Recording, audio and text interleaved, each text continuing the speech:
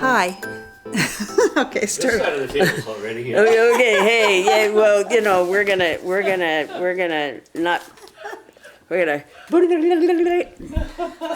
I'm gonna look at you, okay? And I'm gonna try to answer whatever you ask me, okay? How's that? Okay, Lovely, okay, and we'll go from there. Hello, I'm Maria Nodoff with the Orangevale History Project. I'm here today with Ken Benedict, our videographer, and we are here to interview Chris Hall Gerard, a longtime Orangevalian and also a contributing member of the History Project. So, Chris, your parents were they born here? My mother was born in Los Angeles, and my dad was born in Waukene, Kansas. So they migrated here from there. And were you born here? Yes, I was. Which hospital? I was born in Mercy, downtown, because that was the only hospital around here. And we lived on a little bitty street called Fiesta Lane, and that's off of Central Avenue, and it was basically in the back of Tomic's orchard. So Tomic's were our, Fred and Paula were our neighbors when I was a little kid. And my dad and my grandfather built the little house back there. Did you ever work there in the sheds? In the sheds, no, I didn't, not for Tomic's, but I did for my grandfather, Earl Vincent. He lived across the street. He lived on Hazel and Central after I was, I don't know, maybe 8 years old. And he worked the olive ranch over by the prison. So in the summers, that was my job, and all of my friends, we would help him in the olive orchard over there, picking olives. And he also had oranges and an orchard at his house, so we were always picking some sort of fruit, it felt like. That's wonderful. All right, so I need to backtrack. Tell me the Sure. year you were born. 1947. 47, okay. Long time ago. Okay, so you came home from the hospital to Fiesta Lane. I did, yes. And what are your earliest childhood memories? I was going to kindergarten at Orangevale School. So the bus would come pick me up. So I remember going on the bus, just the 3 blocks or whatever it was up to Orangevale School to Mrs. Lynn, I believe, was my kindergarten teacher. Okay. And This is Orangevale School on. Central, and it was called Orangevale School when I went there. It's called something else now. you're talking about Central and Filbert. Yes. Okay. Yes, that was Orangevale School to me. And did you stay there for your entire 8 years? No, because they kept building new schools. From Fiesta Lane, we moved to the big 2-story house on Hazel and Central. That was formerly Judge Diestel was his name, a Fair Oaks judge. My folks bought that, so when I was about, 8 or 10 maybe, because my little brother was just born, we lived there. And then I went to Coleman School.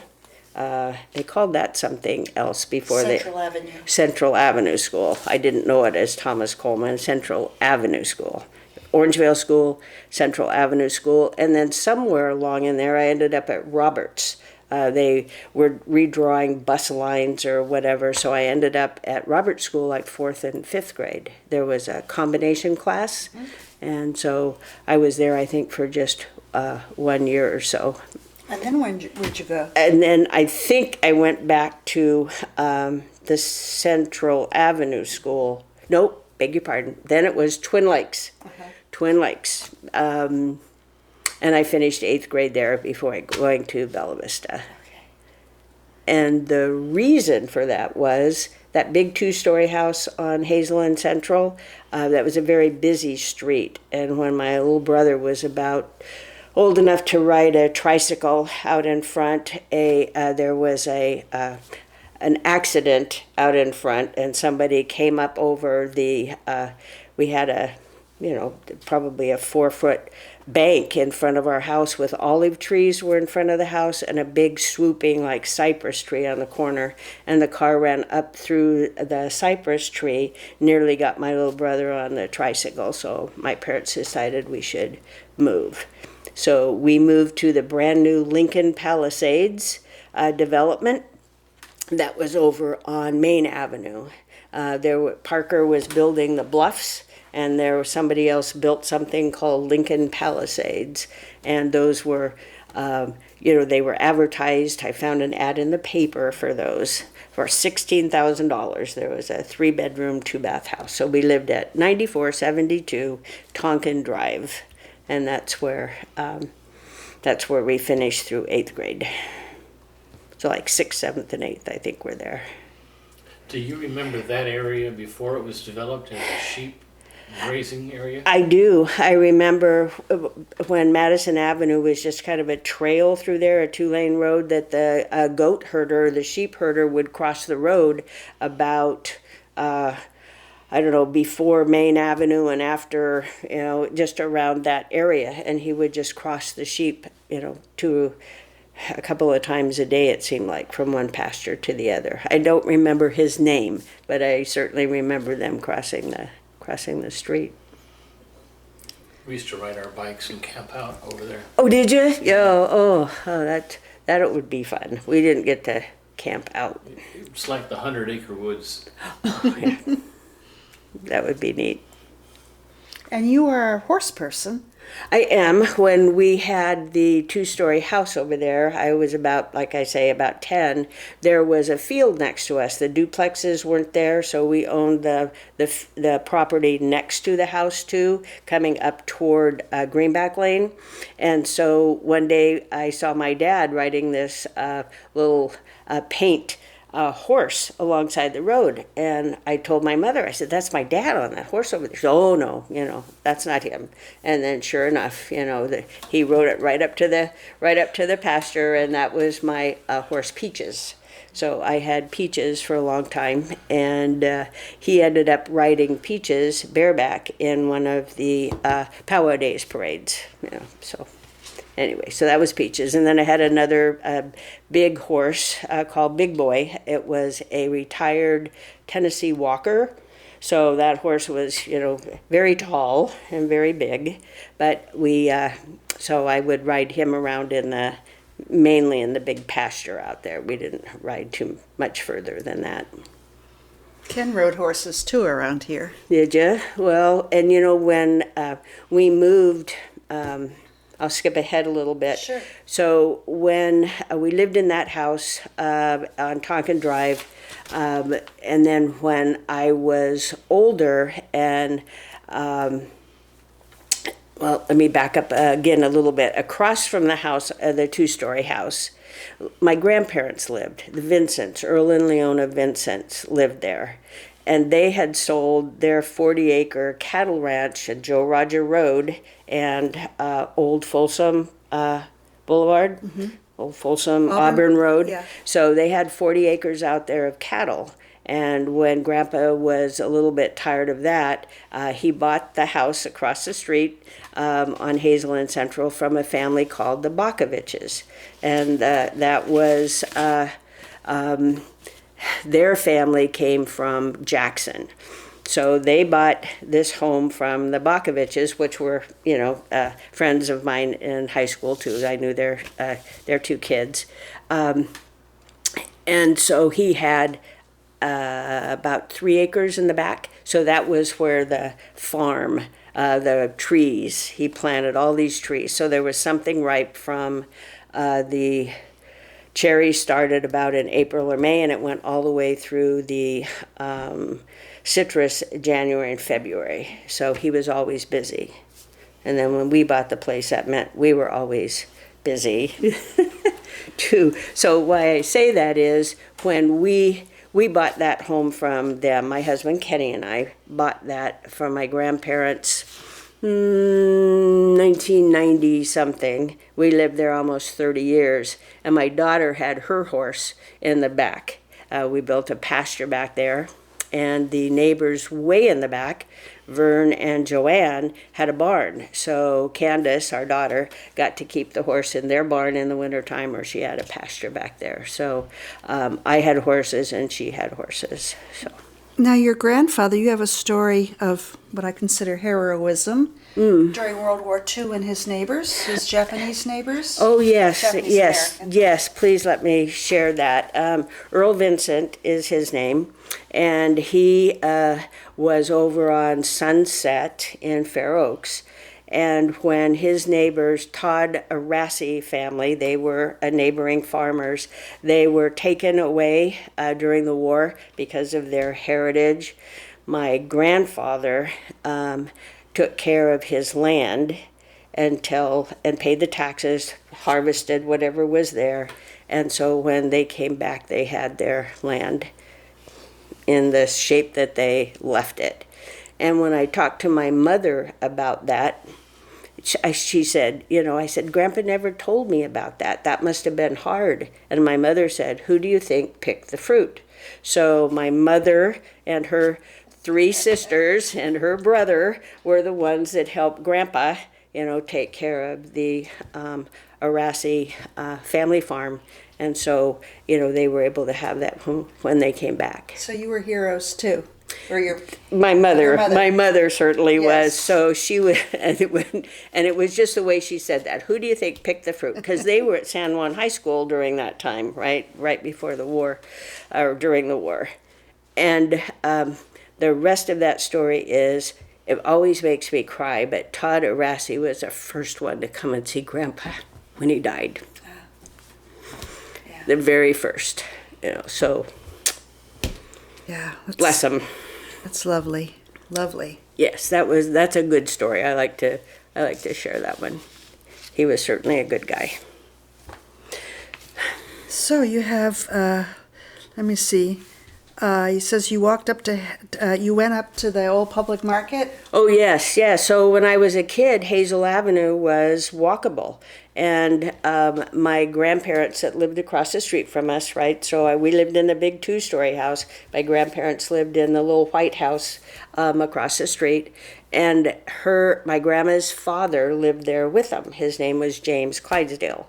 And so when Granddad would get tired of me bothering him during the day, he would give me $1 and say, go get yourself a sucker. So I could walk up Hazel Avenue, all by myself to the old market, that wooden floor. And I remember the soda machine. They had a soda machine that you could slide open, and they had cream soda. So that was my big thing. I could go get a bottle of cream soda and, walk back. So that was, that was the good old days up there, when you can let a kid go and, on the road. So yep. that was the public market. Yes, it was. And Hancock's, wasn't that the gas station next door? Or am I wrong? I don't remember Fox that. was way down Yeah. further. Okay, never mind. And there were, the Wu brothers were there. That was, and as I got older, it was it Albert, I think, was the youngest one. And so he was always, a little bit older than I was. And I thought, boy, that's a cute guy there. So, but that's how I met the Wus. And then my grandfather knew Mr. Wu and all of the boys. Then there was Albert and, oh golly, I won't remember, Grant, Clarence, and one other one that I remember. But anyway, so all of the Wus were also around at that time that I remember. Yeah, they seem like a fascinating family. Oh man, I can't imagine what a trip. When we interviewed Mrs. Hall, Her house was next to the Capri Yes. in what's now the Walmart parking Yes, lot. yes. But she said that when her husband died, I guess her husband died early, and she Mm-hmm. had this handful of boys. And she said that the Woos were so good to her, Really? Oh, that's Yes. nice to hear. which is just really Yes, sweet. yes, it certainly is. Yes. And the Baldwins live next door to them too. On the going toward the Roseville, I there went to was. school with Greg Baldwin. Did you? Yes. So there were the Baldwin family. There were two boys. He was a highway patrolman, if I remember correctly.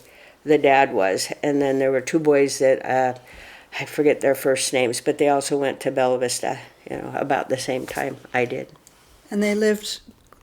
They lived next to the halls. Their house is still there. There's one house and then a house in the back, kind of up a hill. But they were right, they're still there, I think. Or the houses are still there, next to the halls. Lived next to halls. Mm-hmm. Okay. And we, because we lived on the corner, one way or the other, of Hazel and Central for so long, Mrs. Trevey was our neighbor. And Mrs. Trevey, one of the Greenhalgh girls, she was my mother's piano teacher, and she was my piano teacher. So I got to go to Mrs. Trevey's house and take piano lessons from her. And when my mother took lessons, she was teacher at the school. She was the music teacher at the school. Do you still play? No.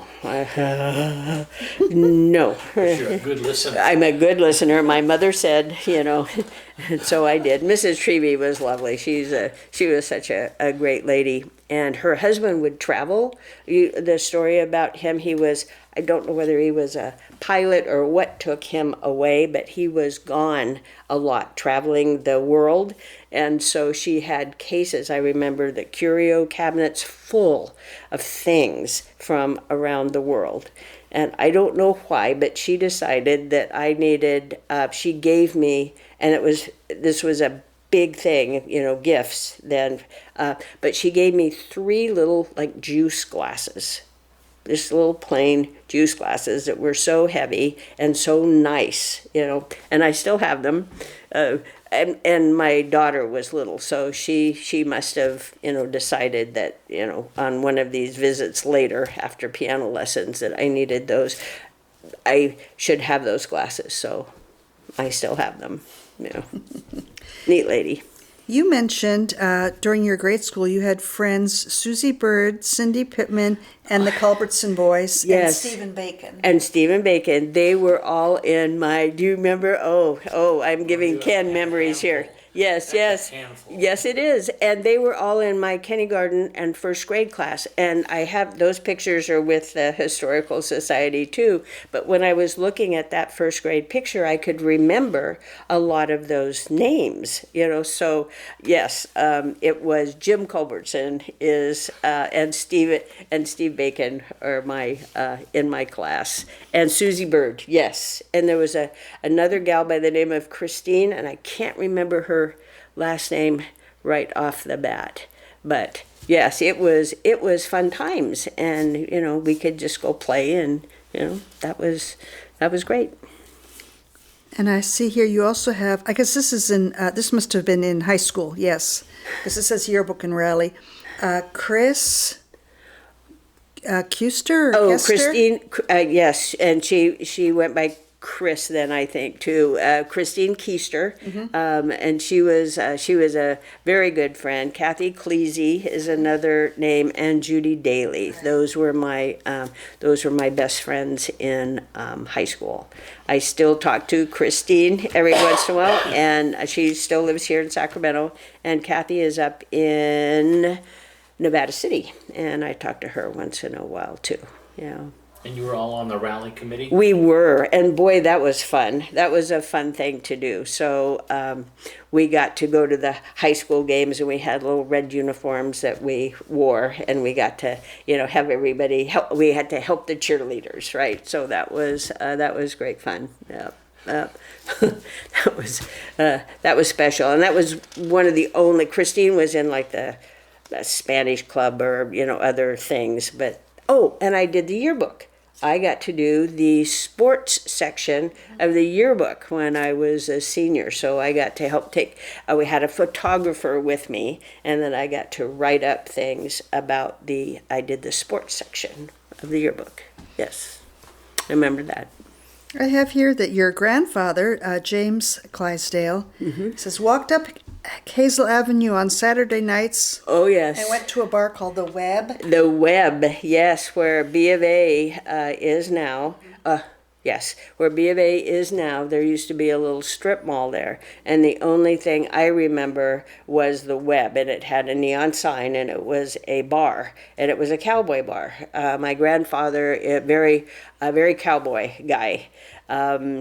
So he would, and he was in his probably 70s at that time, but he would get dressed up. He would put on his suspenders and his cowboy shirt and his little bolo tie. He had a flask that he usually kept with him and a walking stick. And he would go up to the bar for the evening, and, much to my grandparents' chagrin, somebody would bring him home. One of the women would usually bring him home, at 2:00 in the morning when the bar closed, and that was his Saturday night, and always very Western. Granddad was born in Rockland, and he, along with his two other brothers, were born in Rockland, and that's where my grandmother was born as well. So my great-great-grandfather came here in 1850, ended up in Rockland. So anyway, very cowboys. So you worked for B of A. I did. Was it the building where it is now, or?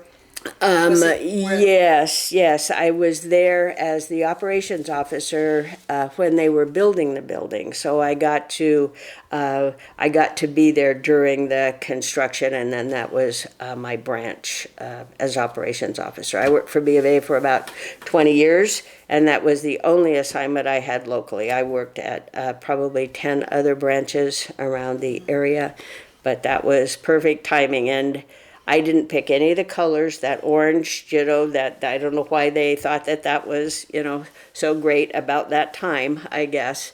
But the branch manager did allow us to plant one orange tree out in front. And that was a huge deal to get, the landscapers and all that to agree to. So it was a dwarf orange tree, and it sat there on the corner for quite a while. So Still there? I don't think so. Yeah. Any other memories that you want to talk about? I'm sure you have lots. Many. Let me just look at my notes. First of all, I want to talk about my husband Ken, and I got married back in 1969. He was not from Bella Vista, but he went to Grant for 3 years, and then he graduated from El Camino. So what a change for him.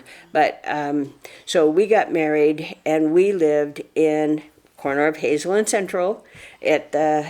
On my grandparents' place, they had a mother-in-law cottage, and so that's next to the empty field. The house is gone now, sadly, but we lived in a 400 square foot mother-in-law cottage for about 5 years. We were at 6540 and a half Hazel Avenue, so we lived there until our daughter was she got married there, actually in the orchard. So we lived in a little house. My grandmother and grandfather, that busy Hazel Avenue, that was, she had just about enough of the accidents. One time there was a little camper. They had a little, camper that he would take hunting. They're all cowboys, hunters, fishermen. So he had a camper parked out front, and then somebody's boat came off and went right through the camper, in the front yard. One of the logging trucks took out the mailbox, I think, once or twice. So Grandma, and there was no 911 then, and there was no signal at the corner of Hazel and Central. So the last time somebody was injured and came bloody to the door looking to use the telephone, Grandma said, I think I don't want to be here anymore. So we had lived in the little house. We had moved to a little house in Citrus Heights. And I went by one day and there was a for sale sign in front of the house. And I thought, well, that can't be, So my husband and I had just sold our home and we were looking to buy property up in the hills somewhere. And blesses to my husband's credit, he said, okay, for us to purchase this old home and with a dirt floor garage, and my husband is a mechanic and likes motorcycles and nice clean things. So he said okay. So we bought the house from a realtor, and they moved off to a little mobile home that my husband's parents just sold. So my husband's parents moved out, my grandparents moved in, and we moved into the big house on Hazel and Central, and we lived there like 27 years. So that's where my daughter was pretty much born and raised. We had to tear down the old garage, and it had those, how the barn doors are so popular now? Well, that was the closing of the garage, was these barn doors. It had no floor. They just kind of flopped a little bit. So we did end up tearing that garage down and building a new one for my husband so he could have a little shop for his motorcycles and the cars and whatnot. So Now, I can't remember who it was, but you either babysat somebody or somebody babysat you. Did you babysit people? The Terp Hennings were the ones that babysat me, I think. And the Terp Hennings then also babysat my daughter. Terp Hennings lived on Central, almost to, does everybody remember Ramona's Beauty Shop? Hank Burdorf. And it was on Central, almost to the school down there. So Hank Burdorf also was in the chamber. I think he was chamber president after my dad was. Ramona had a beauty shop, and next to that was the Terp Hennings, and they had like 6 or 7 kids. And the oldest one used to babysit me. There was one my age that ended up caring for babysitting my daughter when she was little. So, amazing. Mm-hmm. Let's see, what else do I want to tell you about that? It seemed like I was always on the corner of Hazel and Central, one way or the other. With all the time my grandparents there, they lived there for almost 30 years. We lived there almost 30 years. So that property was, pretty special. But way too close to the road and all that. So now there are, I understand there's some other homes being built there. We sold the property and other homes are being built there. So other people can have memories of that particular place, and they should be able to grow anything there. That soil is so terrific.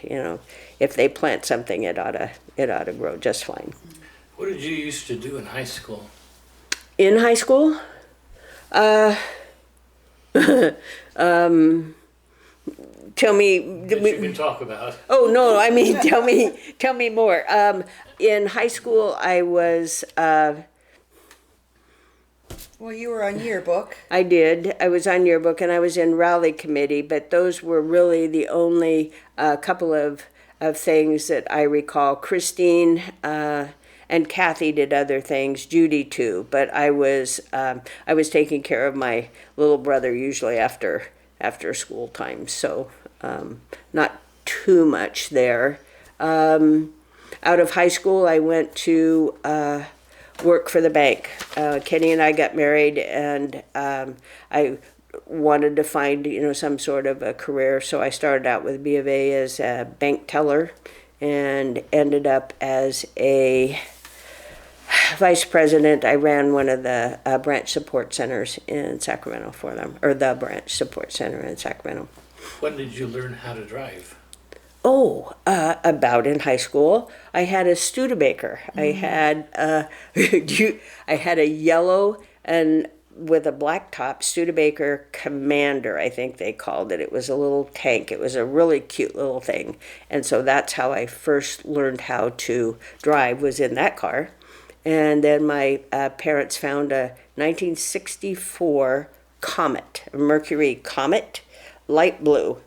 And so Christine and I went off on our senior trip in that little Mercury Comet, and went to Yosemite and went up north. It was the first time we'd been away from home, like for I think we were gone like 5 days or something, and it was such an adventure. That was a marvelous trip.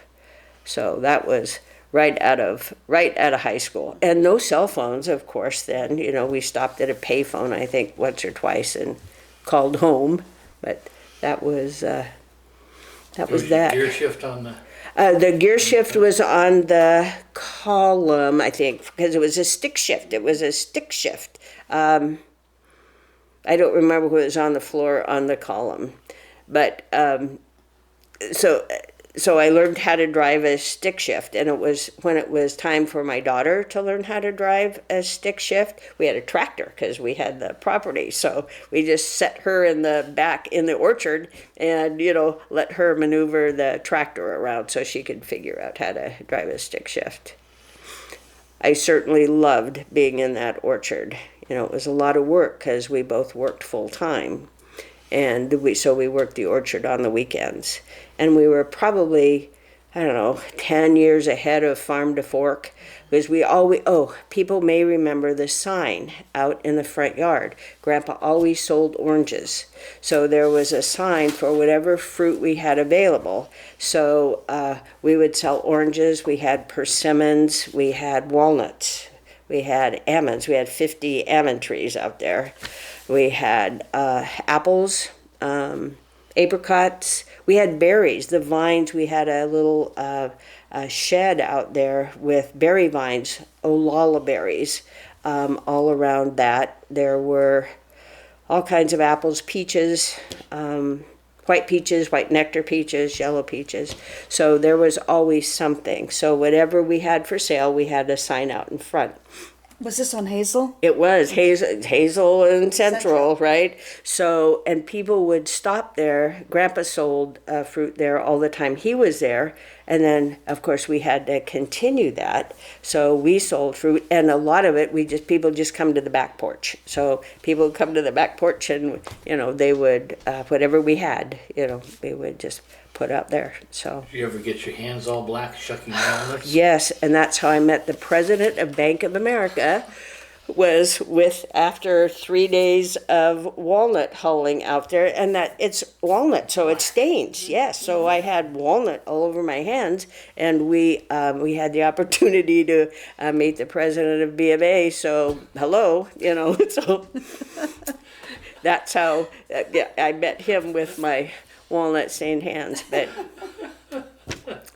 Way it was, I right? did too. We had walnuts and we just Yes, and it was so fun though.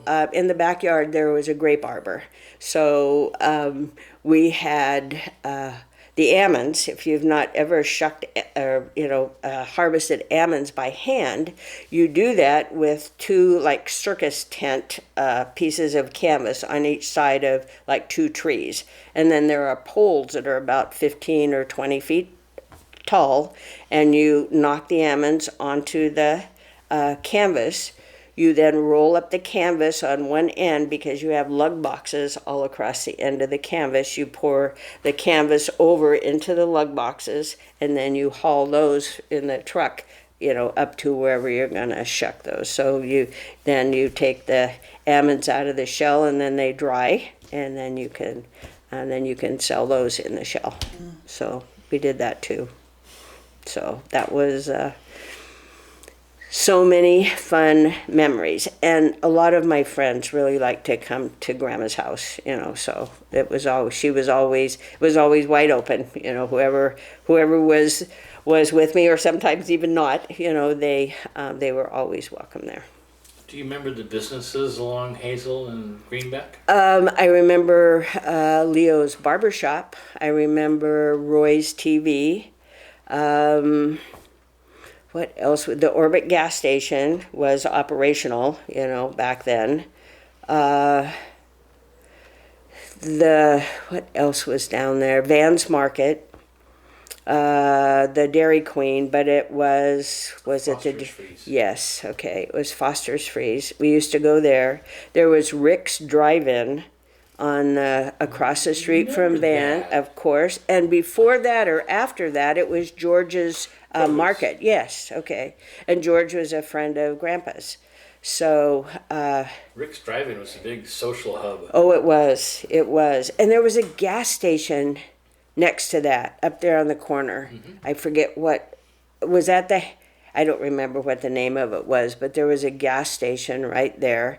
About halfway down, Dr. Davies had his office. Okay, he was the vet. And just two other notes while we're looking at Greenback Lane. My dad's construction company, Carmichael Construction, is the one that did the church, that built the new church there, the Catholic Church. Okay, so he did that. And my grandfather, his father, built the brick building where the stained glass, built the brick house next to Campfire Cafe. And they sell stained glass there now. Yeah, they still do. Yes, they do. I was there not too long ago picking up a piece. But it was their home. It was their home. Yeah, my grandfather was a chiropractor, so he built. There was an office, you know, next to the house, but they built the brick house, and it was during the wartime. So there's two different color of brick on the front because they ran out of brick. They couldn't finish the front during the war. During the war, my father and two brothers were in the service, and so my dad was in the Navy, and his older brother was in the Army Air Corps, and another brother was in the Army. So Grandma had the flag with the 3 stars in the window when these guys were gone. One quick story: when they were building the house, they decided to build a swimming pool. Or the brick house. The brick house. Okay. When they were building the brick house, they also wanted a swimming pool. So they sent my dad, who is the youngest one, over to Rumsey Hardware in Folsom to help get dynamite because, and they kept that in the basement at Rumsey's, okay? So they needed help with digging, so they just sent the kid to go get a dynamite and then And finish how old finish was the this hole. child? He was at San Juan, and he was about ready to go into the service. So he was probably about 16 or 17. Okay, he wasn't 12. No. Still. I know, yes. So do they still have a swimming pool back there? They filled it in. But yes, I talked to the owner of the stained glass place and gave them the picture, you know, one of the copies of the original picture we had of the place. But yeah, they said that, you know, somebody had been putting things in there that, you know, shouldn't be in there, so they actually filled it in. But yeah. So, and that explains to me why it seems like we were always at the Campfire Cafe for dinner, you know. So Grandpa and Grandma lived next door, so.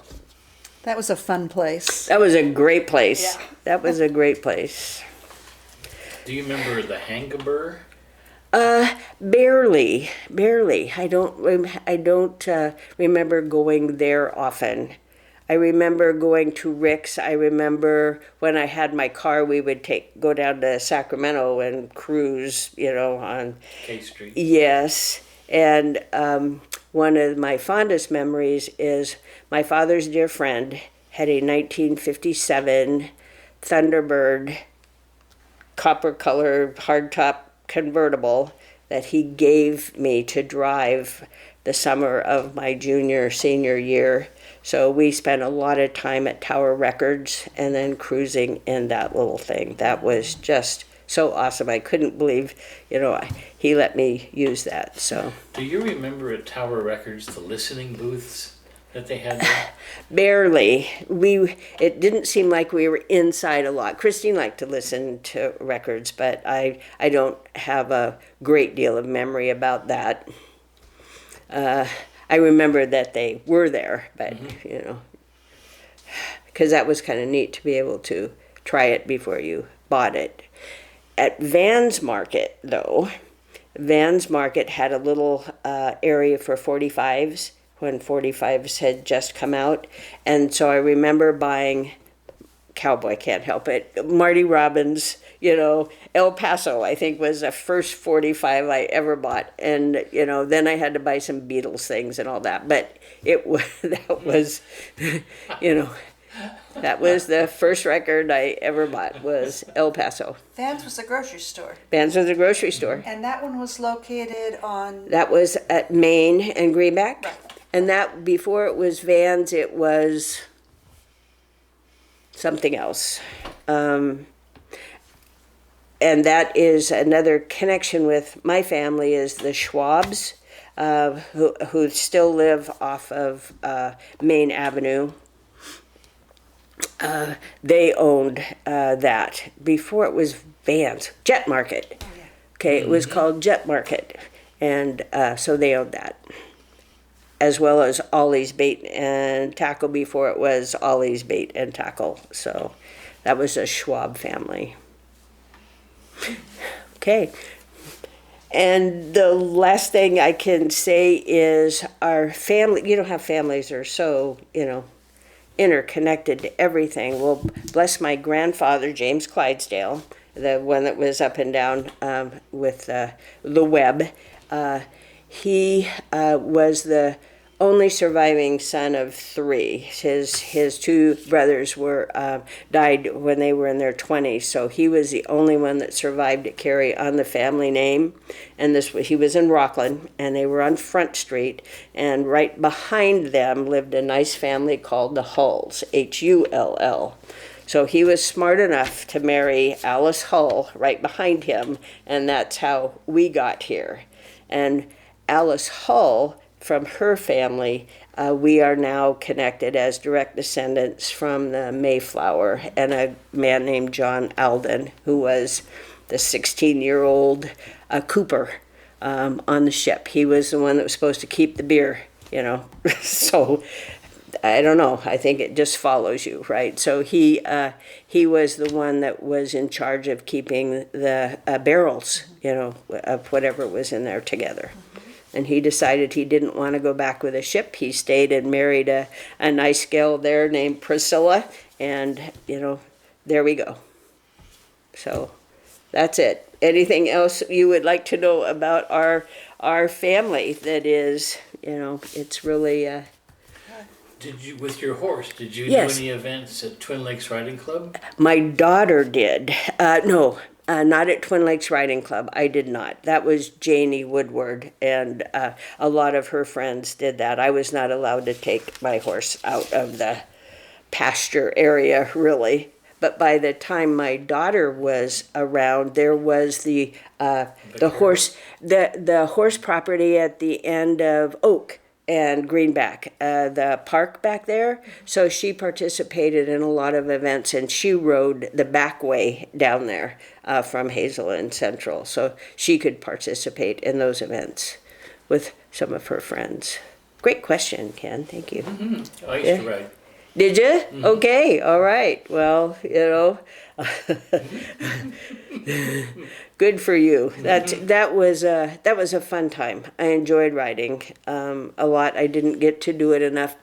My mom wouldn't let me go unless my dad was home, and he was self-employed as always. So it was tough to have some daylight and him at the same time. Mm-hmm. So in high school, did you date, or did your friends date? Oh, yes. Let's see. Yes. We all did. And I was just going to say there was Stephen Bacon took me on a date to the Memorial Auditorium to see, was it the Righteous Brothers or could have been Marty Robbins, or it could have been, was it Johnny Cash?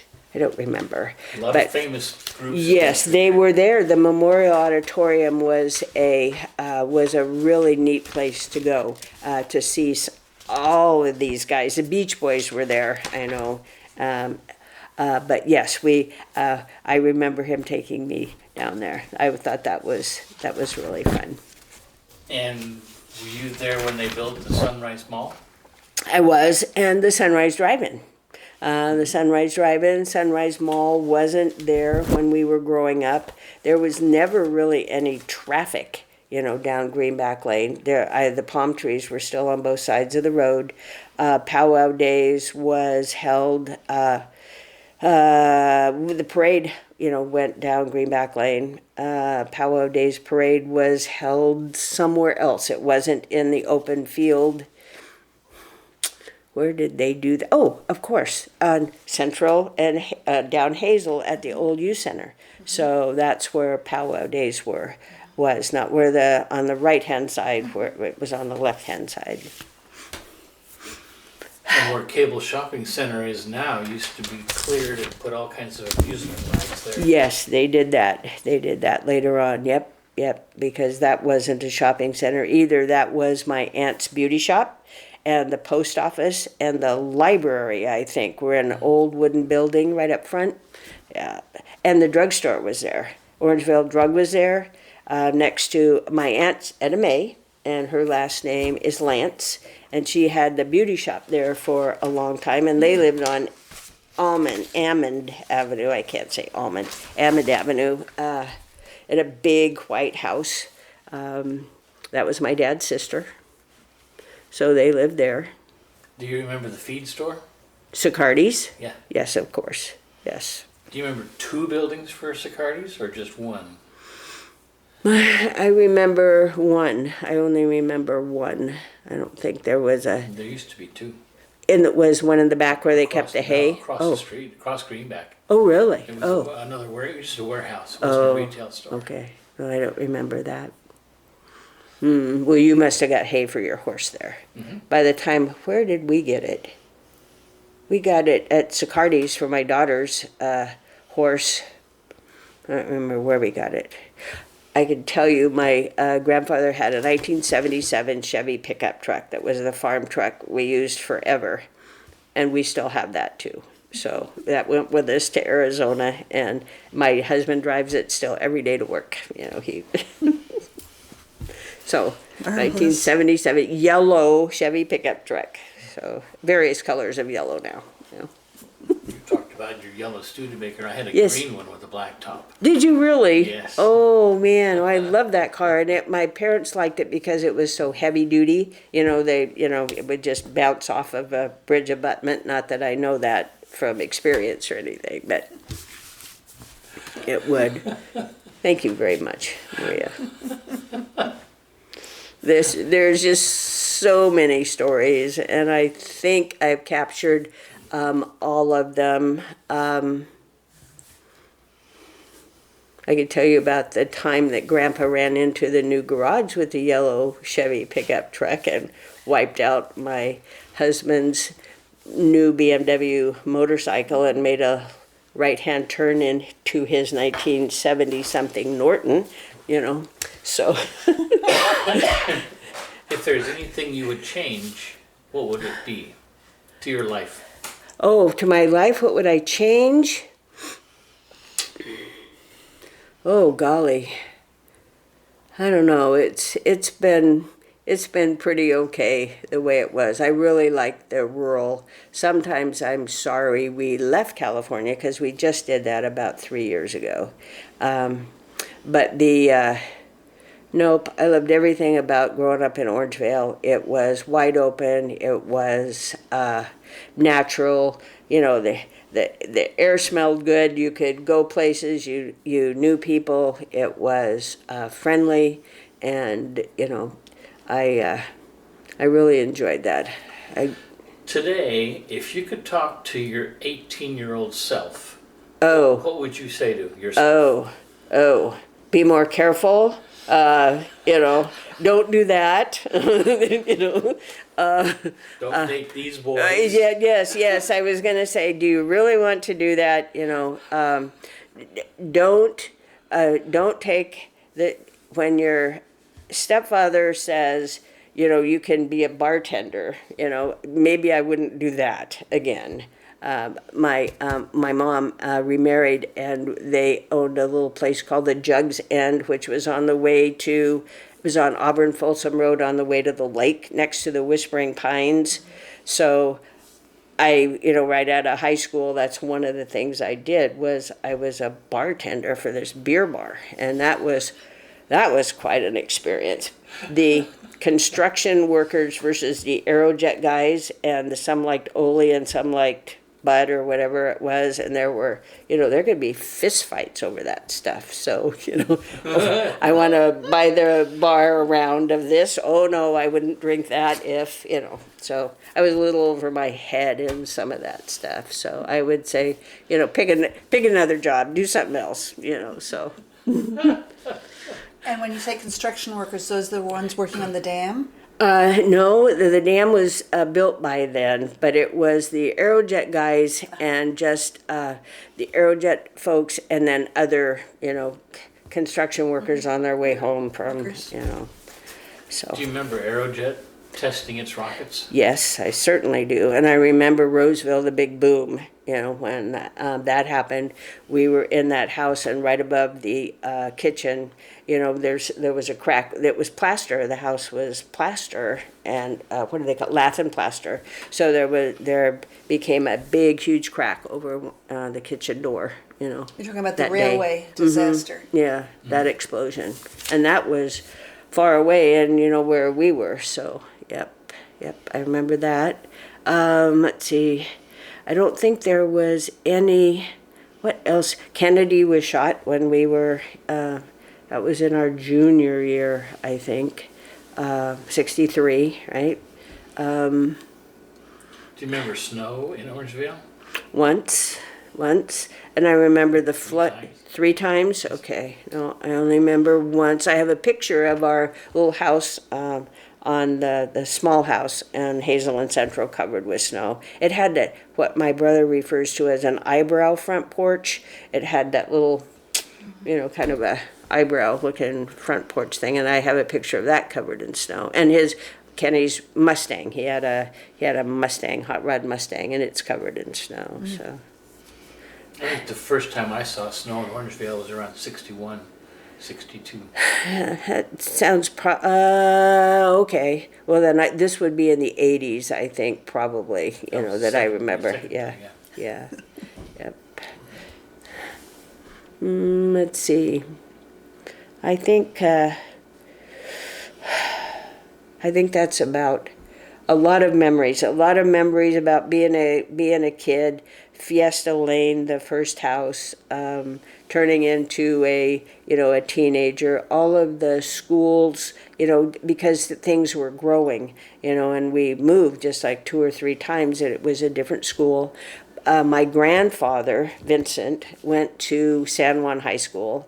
My parents went to San Juan High School. When my time, I went to Bella Vista.